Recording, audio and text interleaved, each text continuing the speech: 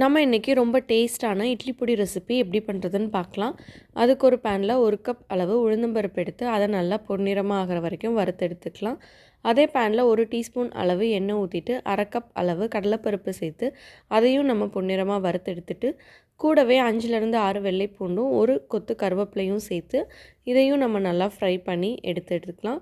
இப்போது அதே பேனில் 1/4 கப் அளவு எள் அதை சேர்த்துட்டு அதுவும் பொரிஞ்சு வர்ற வரைக்கும் வறுத்தெடுத்துக்கலாம்.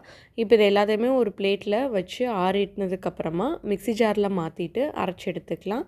இந்த ஸ்டேஜில் 2 டேபிள் ஸ்பூன் அளவு மிளகாய் பொடியும் 1 டீஸ்பூன் அளவு உப்பும் கொஞ்சமாக பெருங்காயத்தூளும் சேர்த்துட்டு நம்ம இதை திருப்பி ஒரு பல்ஸ் அரைச்சி எடுத்துக்கலாம். இட்லி பொடி எப்போயுமே நைஸாக அரைக்காதீங்க, கொஞ்சம் கொரகொரன்னு அரைங்க, அப்போ தான் கொஞ்சம் டேஸ்ட் நல்லாயிருக்கும். அவ்வளோதான், ரொம்ப டேஸ்ட்டான இட்லி பொடி ரெடி ஆகிடுச்சு.